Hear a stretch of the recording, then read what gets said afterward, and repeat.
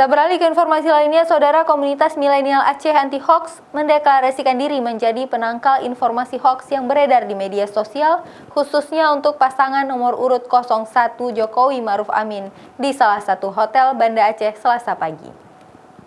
Maka saya akan meminta Komunitas milenial Aceh Anti Hoax atau KMA2H menjadi tim relawan muda untuk memantau informasi palsu yang beredar di media sosial, khususnya yang berkaitan dengan paslon nomor urut 01 Jokowi Ma'ruf Amin di salah satu hotel di Banda Aceh Selasa pagi.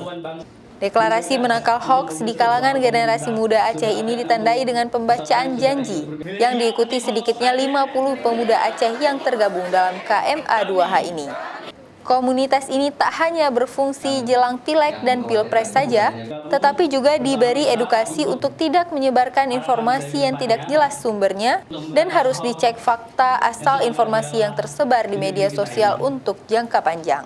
Jadi kalau bicara prioritas memang ada beberapa lokasi prioritas, tetapi dimanapun daerah relawan-relawan kemudian muncul untuk menolong hoax dan kemudian berjejaring dengan kita akan menyambut positif. Jadi tidak ada klasterisasi terkait dengan lokasi. Jadi kita tidak menyebarkan terlebih dahulu apa yang kita dapat, tapi kita mencari tahu terlebih dahulu dari mana asal berita tersebut, apakah itu benar atau tidak.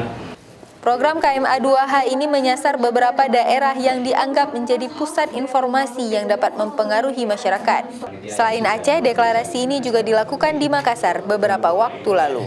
Nantinya mereka menjadi penangkal hoax karena mereka menilai masih banyak masyarakat Aceh yang mudah termakan hoax. Seperti kasus hoax foto Ma'ruf Amin yang diedit oleh seorang pemuda asal Aceh Utara beberapa waktu lalu. Nova Misdayanti, Kompas TV, Banda Aceh.